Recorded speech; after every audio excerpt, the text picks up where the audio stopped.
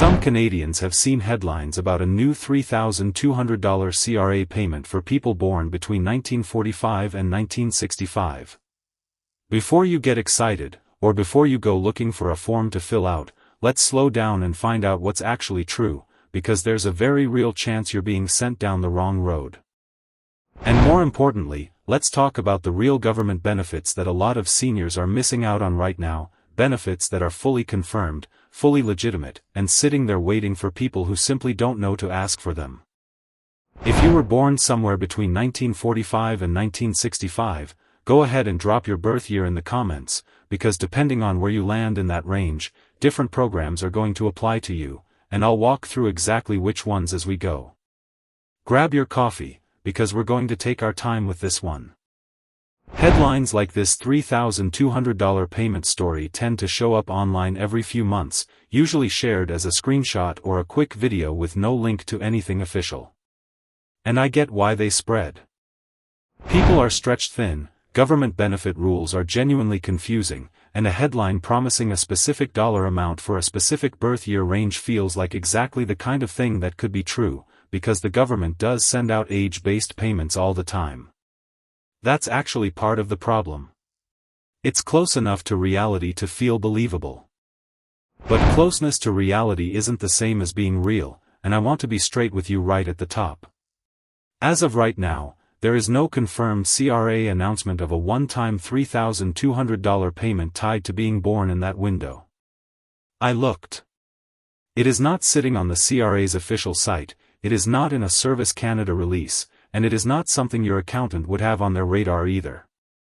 So today, instead of chasing a number that nobody in Ottawa has actually confirmed, we're going to spend our time on the benefits that are real, that are documented, and that could be worth even more than $3,200 a year to the right person. By the end of this video you'll know exactly what to check, where to check it, and how to avoid getting caught by the kind of website that story might actually be pointing you toward. Let's start with why these stories keep circulating in the first place, because understanding that actually protects you. The Canada Revenue Agency has publicly warned Canadians about websites and social media posts that describe fake extra payments aimed specifically at low-income seniors, some of them even pushing people toward messaging apps to join a group for more information.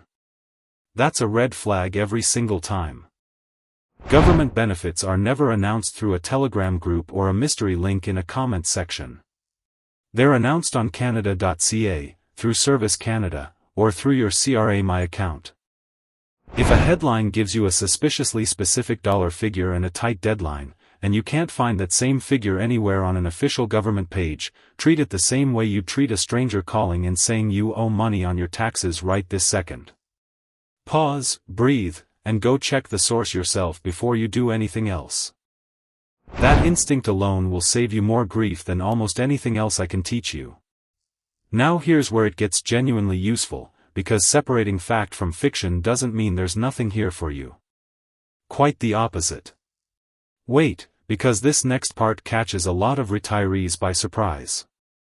Many Canadians in your age range are already entitled to real, ongoing money through old age security, the Canada Pension Plan, and the Guaranteed Income Supplement, and a surprising number of people are either not collecting the full amount they're entitled to, or aren't collecting one of these benefits at all. Let's go through them properly. Old Age Security, or OAS, is a monthly pension available to Canadians once they turn 65, and unlike CPP, it isn't based on your work history. It's based on how long you've lived in Canada as an adult. If you've lived here for 40 years after turning 18, you generally qualify for the full amount. Fewer years of residency can still qualify you for a partial amount. The maximum monthly OAS payment right now sits in the range of roughly $750 for people aged 65 to 74, and it steps up to somewhere around $825 a month once you turn 75, since there's a built-in boost for older seniors. These numbers get adjusted every few months to keep pace with the cost of living, so they do shift slightly throughout the year, which is exactly why checking your CRA My account or My Service Canada account directly is so important instead of relying on a number you saw once online. Then there's the Canada Pension Plan, or CPP, which works differently because it's tied to what you paid into the system during your working years. The maximum monthly CPP retirement pension at age 65 is in the neighborhood of $1,500, but here's the honest truth that a lot of financial content won't tell you. Almost nobody actually receives the maximum. The average new CPP retirement pension is closer to $900 a month, because your amount depends entirely on how much you contributed and for how long. If you're not sure what your own number looks like, that's not a guess you should make. It's sitting right there in your My Service Canada account, calculated specifically for you. If you were born in the earlier part of that 1945 to 1965 range, pay close attention here, because this next program is the one people miss the most, and it's often worth more than any headline payment could be. The Guaranteed Income Supplement, or GIS, is an additional non-taxable monthly benefit layered on top of OAS for lower-income seniors. For a single senior with little to no other income, GIS can add over $1,000 a month on top of OAS, which stacks up to a genuinely significant amount over a year, often well beyond that $3,200 figure people keep chasing.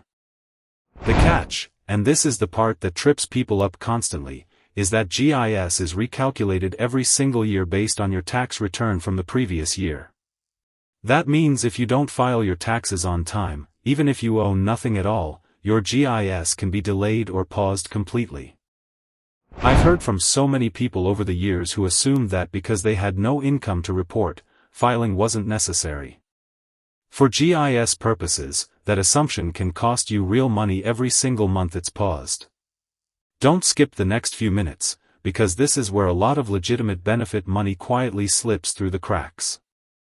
Beyond OAS, CPP, and GIS, there are tax credits built specifically for seniors that reduce what you owe or increase your refund, things like the age amount, the pension income amount, and credits tied to medical expenses, which tend to climb as we get older.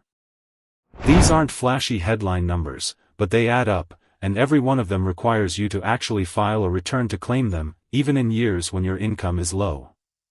This is honestly one of the biggest misunderstandings seniors have about the CRA. People think of tax filing as something you only do if you owe money or if you're working. In reality, filing is also how the government verifies your eligibility for GIS, for provincial senior benefits, and for various credits, so skipping a filing year because there's nothing to report can end up being the exact reason a payment gets interrupted. Now let's talk about the practical side, the actual steps, because knowing these programs exist doesn't help you if you don't know how to check where you personally stand.